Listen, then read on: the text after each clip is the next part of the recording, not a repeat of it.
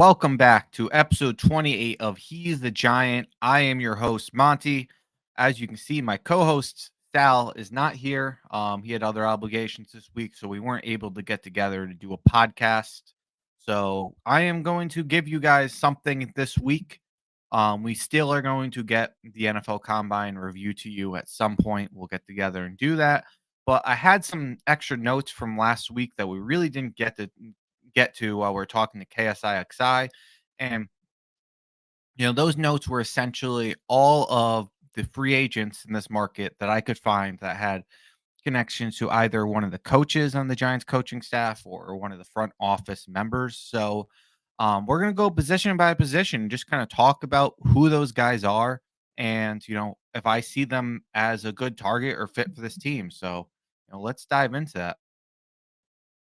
So first is the quarterbacks, and one thing I wanted to touch on first with that is there is news that Russell Wilson visited the New York Giants. He just visited today at March 8th. I've talked to a few people who have connections to the team, and I heard there's a good chance this could happen. I'm hearing 50-50. I'm hearing, more likely than not. Those are the words I'm hearing. So this very much could happen. There isn't a connection there that I could find from a coaching standpoint, but John Mara has a really good relationship with Russell Wilson. Eli Manning has a good relationship with Russell Wilson. So, it makes some sense. I don't know how that will affect the Giants addressing quarterback in the draft. We'll have to wait and see on that. I'm for this move if we do address quarterback in the draft. You could always post June Daniel Jones too, not even risk that injury guarantee, and you could basically pay the same to let him go off somewhere else and that you would to be keeping him on the roster. And since Russell Wilson be coming in a vet minimum deal, he's already being paid his guaranteed salary by Denver, and anything we pay would not go to him, would instead go to Denver. He has no incentive to take more than the vet minimum. So, the signing makes some sense. I just hope it doesn't affect us going after quarterback in the draft. That's my one concern. All right, but as far as the quarterbacks that have connections, we have Ryan Tannehill, who has a connection to Joe Shane, who helped draft him in Miami, and Ryan Cowden, who was the vice president of player personnel in Tennessee when he was the starting quarterback there. Jacoby Brissett has a connection with Brian Dable back in the New England days.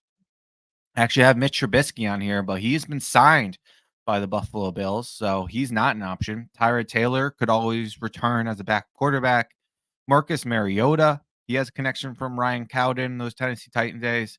I have Carson Wentz on here. Matt Groh was the offensive coordinator in Philadelphia, and Brandon Brown was obviously the front office there. We got them both from there. Matt Groh was Indianapolis last, but still, Carson Wentz is a potential option there. He also has a connection to him from being in Indianapolis together. So, and finally, AJ McCarron has a connection to Tim Kelly, our tight end coach, but Tim Kelly was actually his offensive coordinator in Houston. He backed up Deshaun Watson. And I think this one makes some sense. If I was going to pick one of these guys, AJ McCarron is the one I would get because I think he's a good like vet minimum type backup quarterback. And that's the type of area I'd be shopping with these guys. I don't think, especially with the fact that unless you're going to replace Daniel Jones, I don't think it makes a lot of sense to be paying for like a legitimate backup. I think AJ McCarron makes a lot of sense. He also had Alabama connection. Brian Dable never coached him, but he has connections with Nick Saban from his time working there. I think that one would be the one that would make the most sense to me if we do not go after Russell Wilson. Next is the running back position. We have Josh Jacobs, so Carmen Brasillo, our offensive line coach. They have connection from their days with the Raiders, and obviously the running backs and the offensive line have a pretty close connection there. So I mean, there was rumors that were linked to him. We'll see. Derrick Henry, he has connection from Tim Kelly and Ryan Cowden from their Tennessee Titan days. Devin Singletary and Zach Moss both have that Buffalo Bills connection. Obviously, I could go on and on about all the people connection there, but most importantly, Joe Shane and Brian Dable is really the connection there. Clyde Edwards-Helaire has a connection through Mike Kafka, as does Kareem Hunt. Both those guys were with him when he was in Kansas City. Boston Scott has a connection to Brandon Brown. Latavius Murray, Lynn Bowden, and Eno Benjamin all have a connection to our running back coach, Joel Thomas from New Orleans Saints. As far as guys that make sense, I think Devin Singletary and Zach Moss make sense. To me, it's whoever's cheaper. I don't see a better running back out of either of those. I think a lot of people think Zach Moss is, who did have a good year in Indianapolis. I actually think Devin Singletary is better. But I would take whoever's cheaper. And then another name just to throw out is Latavius Murray is a really good pass protector. He's older. He's like 33. It's to be a vet minimum type thing, but obviously connection to a running back coach, and if you're bringing in a rookie quarterback, especially, it gives you a good pass protector, especially if you end up moving on from Saquon, who is very strong in that area. So those are some guys I would look at there. All right. Next is the wide receiver position. We have McCole Hardman with Mike Kafka. We have Calvin Ridley with Brian Dable from their Alabama days. Michael Pittman Jr. with Mike Rowe, our wide receiver coach. Jalen Rieger with Brandon Brown. Quez Watkins with Brandon Brown. Mac Hollins with Brandon Brown. All the Eagles connections there. Nick Westbrook with Ryan Cowden. Gabe Davis and Isaiah McKenzie. They both have those Bills connections. Obviously, the important ones, Joe Shane and Brian Dable. Now, for me, the name that sticks out to me here is Calvin Ridley. Uh, we're hearing all these rumors that Darren Waller is considering retirement. It's not even rumors; it's reports that he's considering retirement. To me, you can't go into next year without a solidified weapon, and there's a very good chance that you know Darren Waller won't be here, and at the very least, you can't count on him to be here. So, in my opinion, I'd make a run at Calvin Ridley.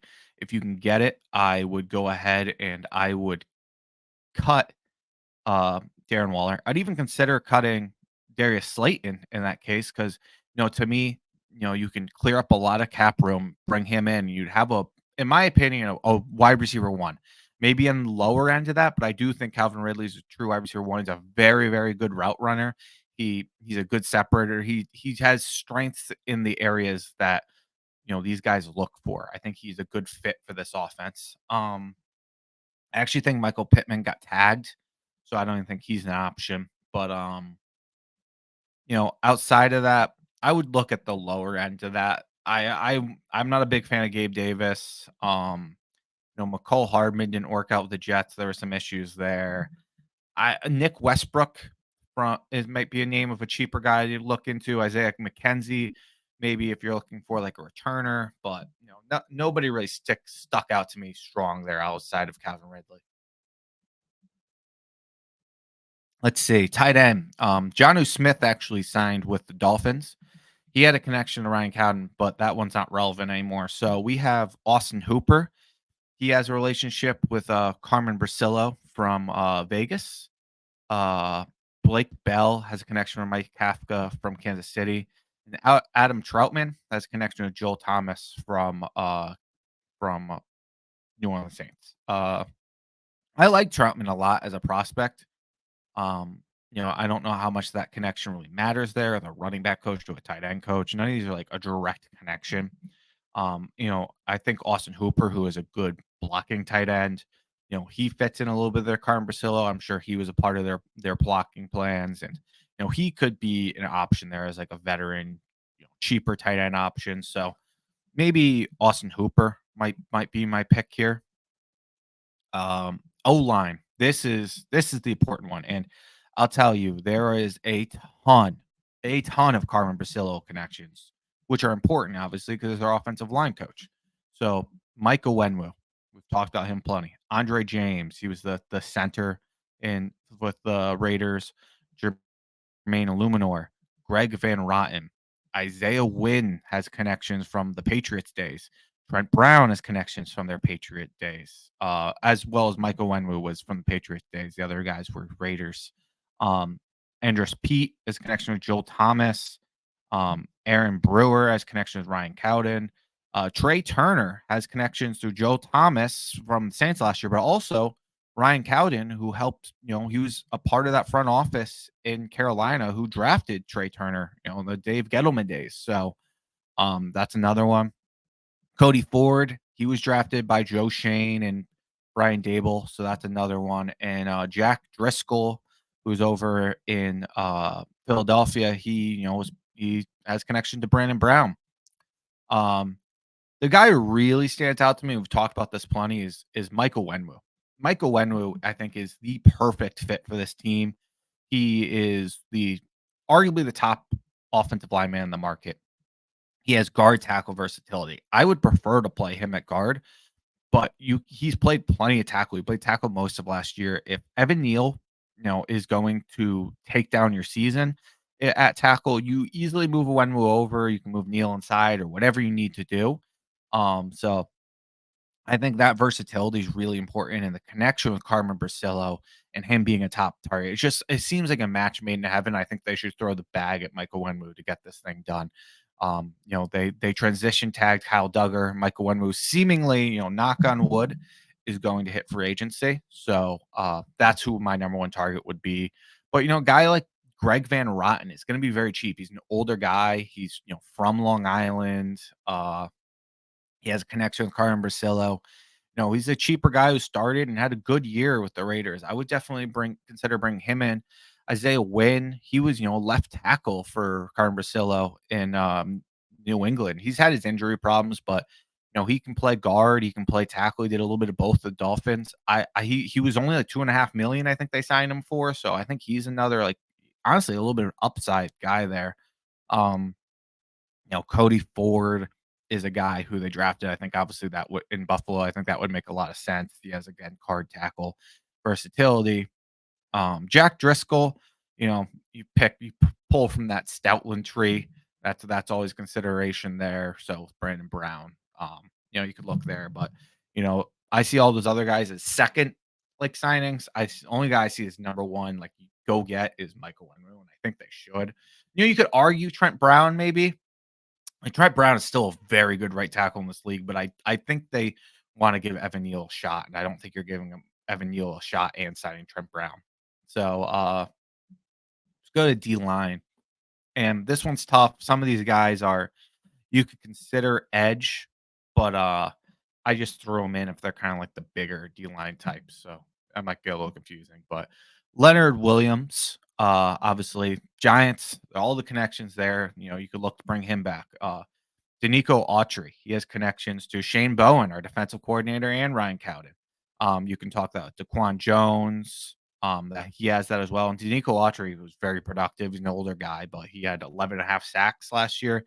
So two guys to look at. Derek Barnett has the Brandon Brown connection. AJ Epinesa has the Bills connection. So obviously they drafted him.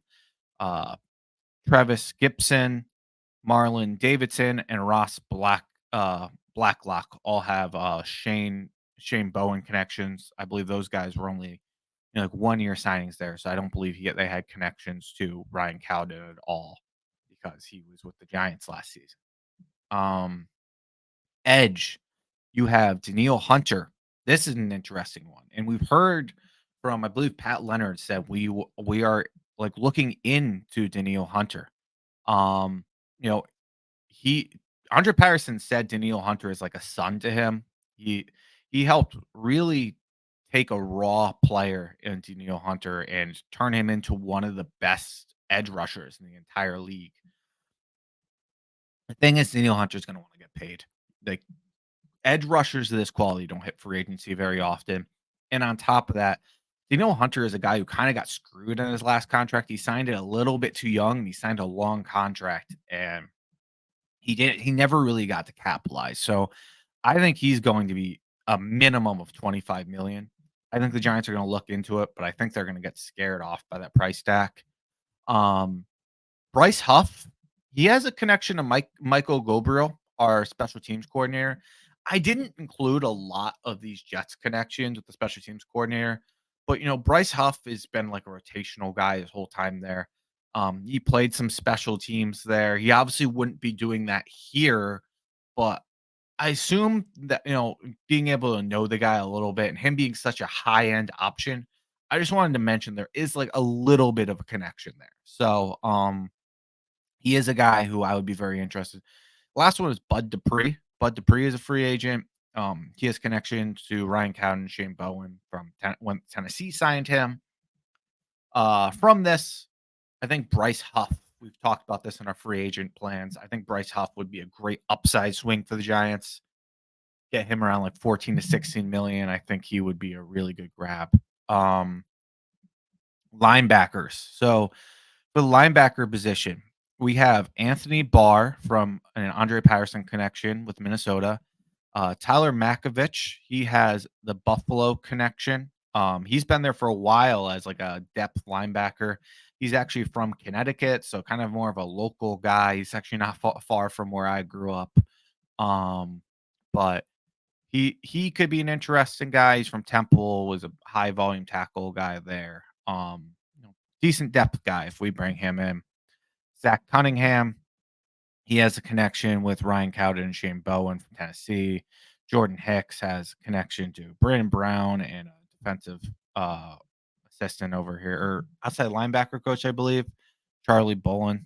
Sorry, I forgot who that for sure what that one. I forgot to check, but I think it was outside linebacker coach. Troy Dye with Andre Patterson, Aziz Al Shahir with Shane Bowen from Tennessee.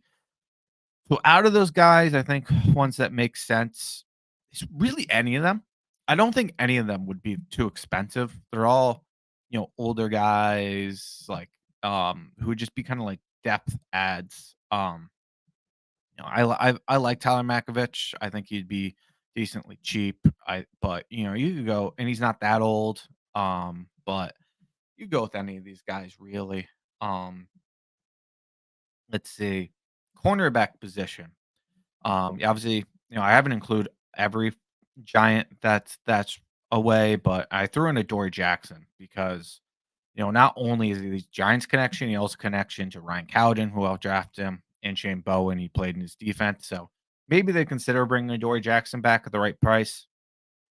Two other Tennessee connections. You have Sean Murphy Bunting, who has the Shane Bowen connection because they signed him last year. So Ryan Cowden doesn't really have a connection on that, but he did play for Shane Bowen, our defensive coordinator. And Christian Fulton, he has both the Ryan Cowden and the Shane Bowen connection because Ryan Cowden drafted him, and Shane Bowen was his defensive coordinator. So two guys to look at. Sean Murphy Bunting is more inside outside versatility, while Christian Fulton's really just an outside corner. You have Cam Lewis, who again, Buffalo. You get all the Buffalo guys we have. He has a connection there. And then Bryce Hall, he's an interesting one. Again, the Michael Goldberg. I'm not trying to go too hard with him because special teams is, you have connection to all these kind of like mid to late round guys, but I don't know how much that factors in. But Bryce Hall is a really good young cornerback. I'd be interested in bringing him in at the right price. And safeties. Honestly, there's been some safeties cut since I did this, so there might be more to look into. Like, for example, I don't have Jordan Poyer on here, but Jordan Poyer has the Buffalo connection. You look at Jalen Mills, has a Brandon Brown's connection. Micah Hyde has the Buffalo connection. Kayvon Wallace has the Brandon Brown and a Shane Bowen connection, so that one's interesting. Buda Baker has a connection to Charlie Bolin. No, Charlie Bolin, yeah, he is the outside linebacker coach. He used to be with Arizona. So yes, Charlie Bolin is our outside linebackers coach. So that's a connection. But there's another one. The Eagles cut their safety who was from Tennessee. I'm blanking on the name. Let me look it up. It was Kevin Byard. So Kevin Byard was cut. So that's another one worth considering. Kevin Byard was really good safety over there in Buffalo.